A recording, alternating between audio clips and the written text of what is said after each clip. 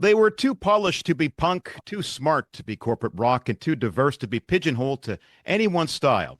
Vancouver's Doug and the Slugs carved out a unique space in the North American music scene of the 1980s. Now, nearly 50 years after their formation, comes a new book that attempts to set the record straight once and for all. Here to talk about Real Enough, the unlikely story of Doug and the Slugs, is author and original Slug Simon Kendall and co-author and historian Aaron Chapman. Easy question to get us going. Why write the book now? Well, gosh, I think it really started for me at the band's 40th anniversary, which was at the Commodore in 2019. Aaron was working for Live Nation at the time, and I had already been interviewed for his book about the Commodore. And I had this idea, gosh, I'd like to do a little memoir, and I prodded Aaron, and that got the ball rolling. Why now? Well, because, gosh, we better not wait too much longer. I agree. I remember that 40th anniversary show and being there for it, and there was a real unique air in the room that night where so many people and kind of probably old friends and came out to see the band, but also, they brought their kids along who were fans.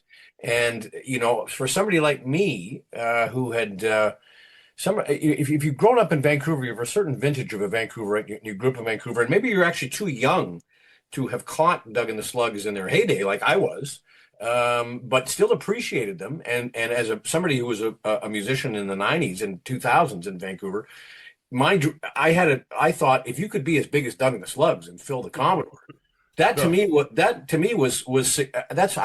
you couldn't picture necessarily playing a stadium. As kids, you're playing in your high school bands and your garage bands, but Doug and the Slugs, because they were from here and they were a success and were a success across the country too. But because there was something here, there was kind of like, I also appreciated the music and I was a fan of the band. So it all kind of, to me, the Doug and the Slugs were as big as the Rolling Stones to me, because of here in Vancouver and my appreciation. And I think I say in the book, there's an appreciation of Doug and the Slugs from tot to pensioner. They're one of those bands that everybody seemed to like, and even the punk rockers seemed to like them because they were sort of self-deprecating, in a certain way. And other, genres of different fans, there was sort of something that you could appreciate even if they weren't part of your wheelhouse. And that's a very special thing for a band, I think, and no matter who they are. Speaking of tots, several of my grandkids came to the sound check at that 40th anniversary show, and they still come to shows and they look at Bumpa and they go, "Oh yeah, I like that one."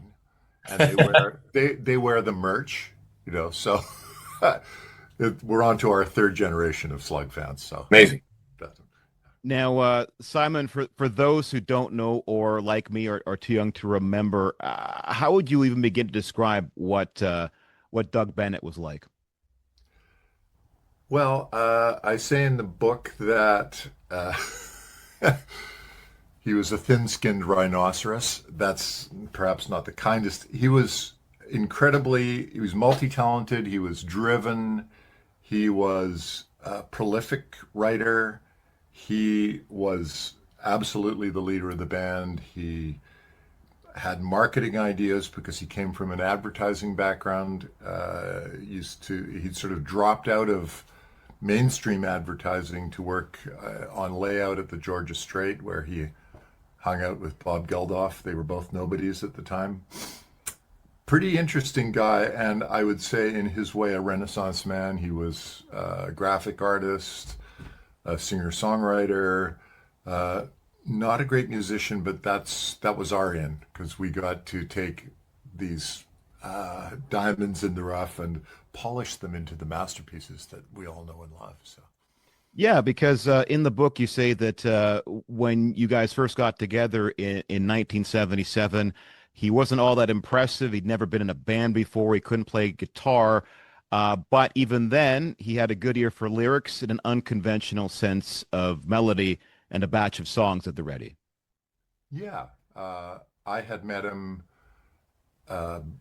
before I joined the band.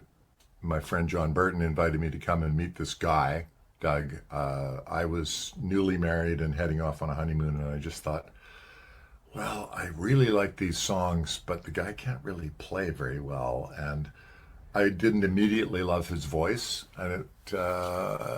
So I just thought, well, good luck, guys, because I'd known the other guys in the Slugs. We'd gone to high school together. We'd known each other for years, and they had been in the trenches doing cover band things and original projects.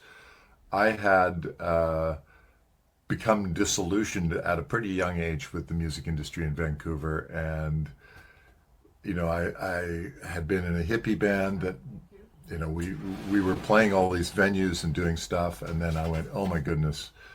I ended up playing in a strip bar at Main and Hastings and going, this isn't what I signed up for. And I had moved to the hinterland. I bought a house in Rosslyn with my wife. We had a young baby, and I was kind of working in the woods, tree planting. And then my pals got, they said, well, there was a proto-Slug version, the band, the original Doug and the Slugs, the original five guys, John Burton and Doug Bennett, and Drew Neville on keyboards, Dennis Henderson on bass, and Larry Lunchpail on drums. And they did the theme dances, and they kind of got the ball rolling, but that band fell apart. And then my friend John called me and said, Si, yeah, we got the band together, we got Rick and Wally are in, and we need you. And I went, okay, am I ready for this? And things were moving along. Doug was still very shy as a performer, which is really hard to believe because, anybody that saw the band in its heyday, Doug was a take no prisoners frontman. He was incredibly out there in the audience. He would head out into the audience. He was, if not belligerent, he was very outgoing, very flamboyant as a performer. But in the early days, he was extremely wooden. He would just sing and then turn his back. And then somehow he discovered that the wild and crazy performer charisma that he developed. But it came suddenly, and it came early in the new band, when we got together in 1978. By the few months in, he was the Doug that we came to know and love or dread on in various cases. So. Now, there was a certain, I almost want to say, punk rock DIY ethos to the Slugs. You put out your first single, Too Bad, in 1980, independently because there was little to no major label presence in Vancouver in those days. How did you get the word out? Well, we had the music industry people that saw the band thought, okay, this is a great live show. The word then was not transferable to vinyl. None of the record execs from Toronto who saw the band thought that we had any future as a recording act. They just said, okay, it's all about the live show and the shenanigans. So we couldn't get a record deal. We had approached Sam Feldman, who was also went to school with the rest of the Slugs, and he was interested enough to sign us to a management deal. He couldn't get a record deal early on. So we said, well, we've got this song. It's lots of fun. Peter McCullough bankrolled us. He was a promoter, went on to found Timbre Entertainment, which is still going. But he was a promoter. He believed in us enough to front the money for us to record a single. And we honestly thought, okay, we're going to press a single. We're going to sell copies off stage for $1 or whatever it was. And one way or another, that single got out to radio. And we had gone out on the Ball Breaker tour, we'd gone to try our hand in the center of the universe in Toronto. And while we were there, that single started climbing the charts. We were blown away. We had no expectation when we made the record, but it got to national radio, and suddenly we were a hit. And we were still independent. And then it was still tough for Sam to get us a record deal. He still had to, in fact, mortgage his house to put up the money for us to make an album. So it was it happened relatively quickly in that first year, but we were not getting traction with mainstream industry, and Sam really had to go above and beyond to get us up to bat to make an album. And that record, Cognac and Bologna, that's your title, isn't it? Yeah, and it was just I don't know, art imitating life. Because when I met Doug, he was in a basement in Kitsilano on that first time where John invited me to meet this guy, the songwriter. And Doug, it was mid-afternoon, and Doug was there with a big bologna sandwich and a Mickey of cognac at 2 in the afternoon. And I said, "This is would you like a drink?" And no, no, thanks. And then when we were looking for a title, I thought, okay, this is kind of the essence of the band. We have a lot of bologna and a lot of fun, but there's cognac in there with some incredibly heartfelt and meaningful songs. And so I thought, there it is. Now, many folks have tried to categorize the Slug sound, everything from rock, pop, soul, a bit of ska, and everything in between. The line in the book that I like is Doug and the Slugs is the sound of six guys who would rather be somewhere else. How would you put it? That's a John Burton quote, and I do flesh that out in the book, but you'll have to read it because I think there's an element of truth. We all had different ideas about what music should be and could be. And as I say in the book, it was remarkably democratic, the arrangement process. People would lob ideas out. Somebody might see it going one way. It took us a while to learn what Doug really wanted to hear in a song because he couldn't play it the way he wanted it. And that took a little bit of learning on our part.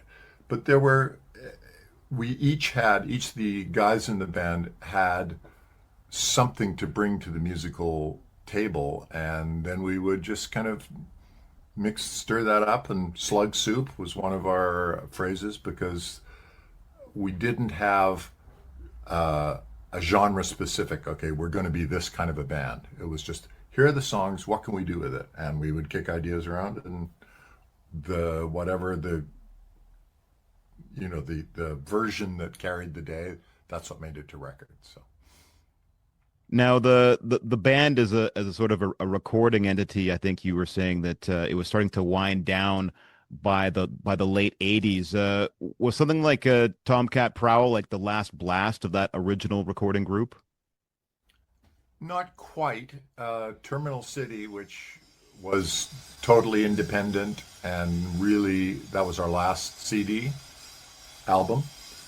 Tomcat Prowl was the last album that had mainstream distribution, and it did okay at we had a couple radio hits with it. We didn't sell a ton of copies. And then Terminal City, which really not many people heard, was the last album that we did.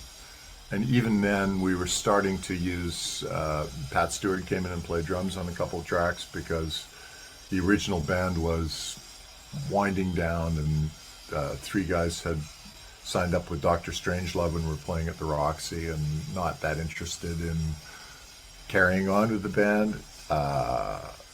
But yeah, I mean, Tomcat Prowl was the last thing that really got airplay and was distributed. So I didn't know until I read the book that was produced by Brian McLeod. That's amazing.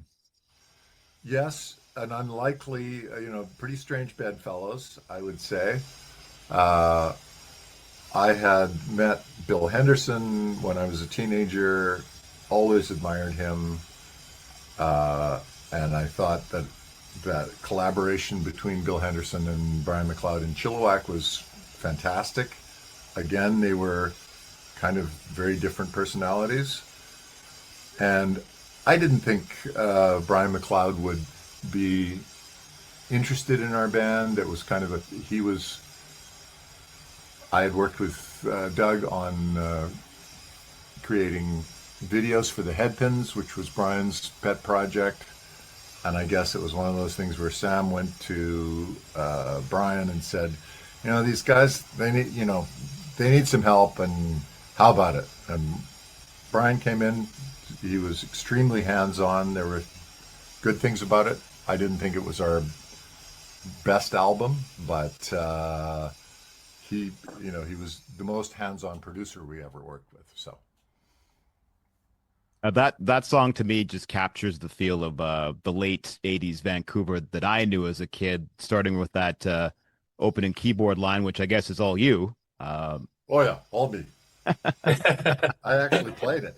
Amazing. Yeah, you played it. It's you playing. So there you go. It's great to talk to the guy who plays that. Now you left the band after 15 years of being a keyboardist and musical director. Not long after, Doug would be surrounded by replacement players, a version of the band that you guys would call Doug and the Subs. Why did you leave at that point?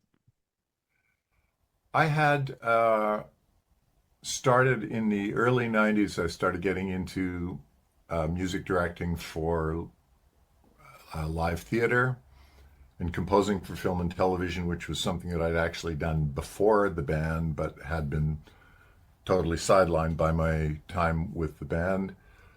I was frustrated with touring and not feeling as creative as I wanted.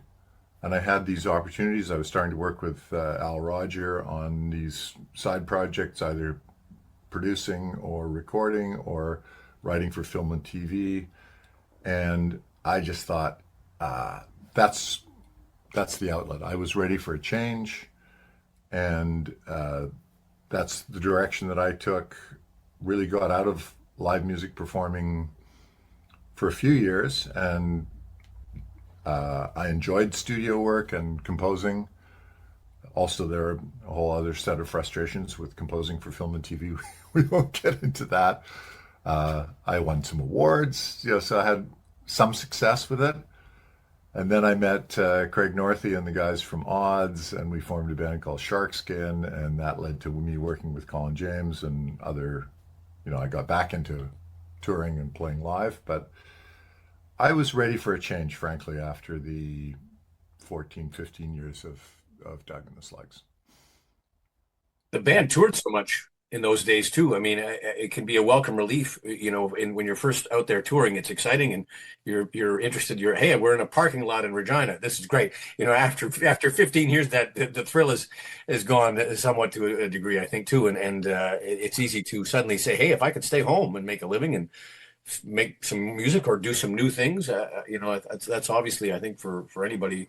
People forget how much the Slugs toured, and went to places that normally, and not just going to the place that had a music venue, like lugging a PA and lights with them to put on a show anywhere, and that went up north, it went across the country, so Doug and Slugs are one of the country's sort of hardest working bands, for many years there. And people don't, that's one thing we wanted to make sure that was in the book, that people understood that so many people caught them, but those guys were out, the guys were out playing for so many years, and even Doug right up until the very end, on his own and whatnot. So there is a bit of that get in the van, Henry Rollins kind of a mentality, where you guys just went in and went wherever there was a paying customer and electric light, I guess. Yeah, there was. Our philosophy for touring was that, okay, we would get into the weeds a little bit and go to unlikely places because we're out there. We're, everybody wants Friday, Saturday, but you've got, guess what? There are 7 days in the week, and you're not going to. It's such a huge country. So we would go to Shaunavon, Saskatchewan. We'd go to obscure places, try and fill as much time, because otherwise, well, you're just paying for a hotel and per diem, and you're waiting until the next date. So our philosophy was to really get as many places as we could. When the band's heyday in the early 80s, we averaged 6 months a year on the road. I had 3 young kids, and it was really difficult. But and that was mostly driving in a van around this country and in the U.S. So a lot of miles, a lot of time, and a lot of time away from home. So it was we worked hard. Now, the last time you played with Doug, I believe, was when the original band reunited for a pair of 25th anniversary shows, and he would pass away the following year, I believe. What sort of emotions went through your mind when you guys lost Doug? Uh, it At the time, I knew he was not well. I had talked to him that summer, and he was, he said he'd fallen off the wagon, which I knew was not a good thing, and I was concerned about him. I always thought that, Doug was a great dad. I thought his love for his kids would pull him through, and I was really sad to hear, to get the call that he was in intensive care in Calgary. I was in Ontario with Colin James, and I got on a plane, went to Calgary, and it was not looking good. I thought that he would, before the end, as I say, I thought he would pull himself together. It just didn't happen, and I certainly never thought that the band would get back together. And it was 5 years before that happened, and it's been a really pleasant surprise that the band has such legs, and I credit honestly the strength of the songs for that longevity, because without those songs, and we never thought that we could do it without Doug, but once we discovered Ted Okus in 2009, we went, actually, this could work, and it has, and that's amazing. What was sort of behind that decision to reform the band? Was it just an itch to do it again? Was it a need to want to honor those songs, to honor Doug in a way? John Burton had seen a band at a bar in Vancouver, and the front man reminded him of a young Doug. And so that started the idea in John's mind. He said, if we could find them, maybe this guy would work. And it was like more the personality of that guy. He had that sort of Humphrey Bogart look, and bit of the sarcasm going. And John called me, and I said, well, if all of the 5 guys are interested and we can find somebody to do it, let's give it a go. And then I called Doug's family, and they were on board with the idea. It took us 3 singers to find Ted, and the first couple of times I just went, oh, this is never going to work.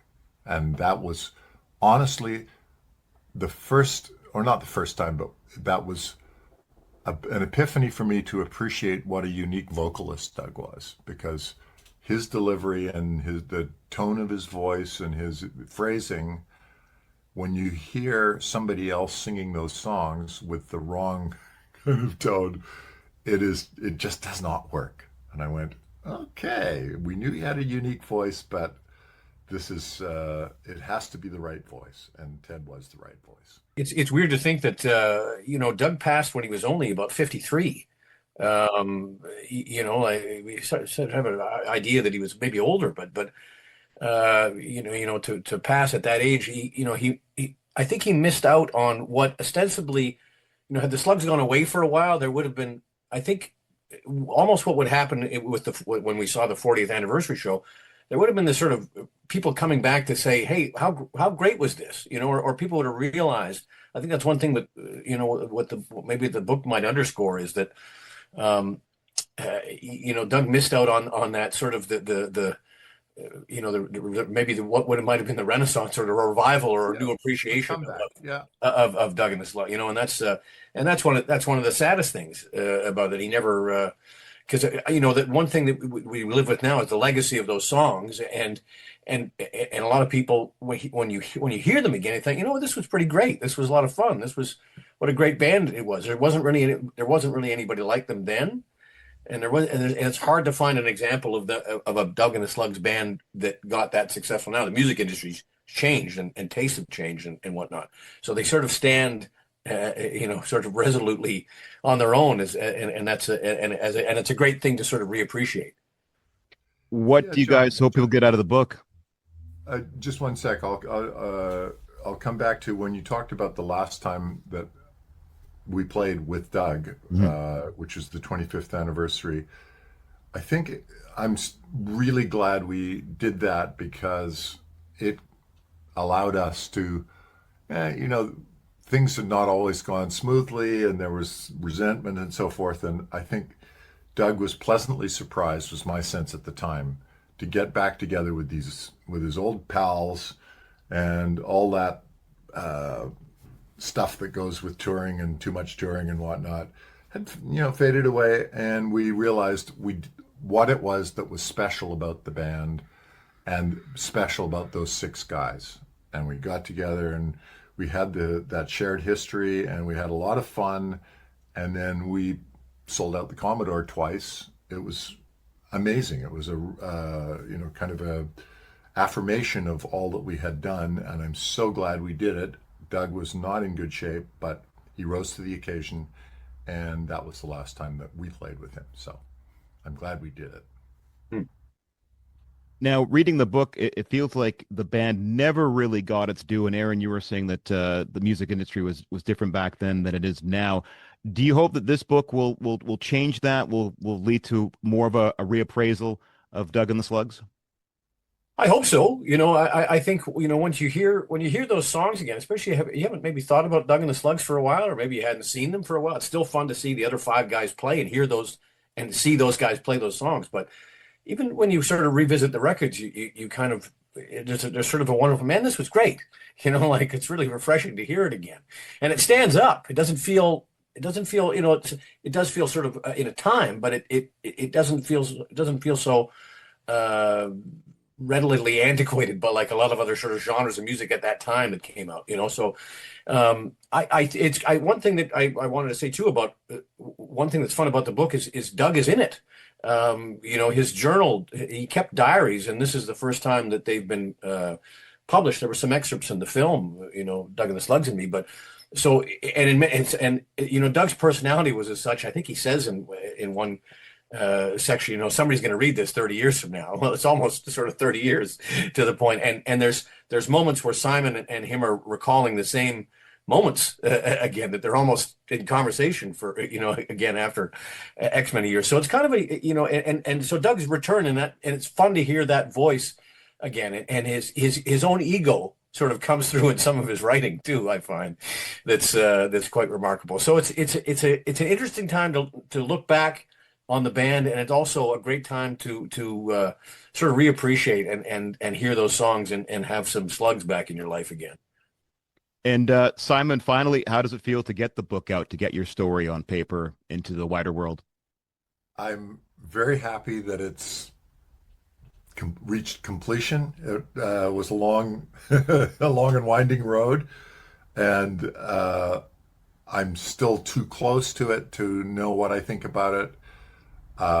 So I'm looking forward to getting, hopefully some positive feedback. I think it looks great. I liked it's, as I say, it's very difficult to be objective about it. So I'm glad that the story is out there. I think there are there's some funny stories in there. There are some, poignant stories, and it's the history of the band. So I hope that people enjoy it. The name of the book is Real Enough, The Unlikely Story of Doug and the Slugs. It's published by Anvil Press. My thanks to authors Simon Kendall and Aaron Chapman.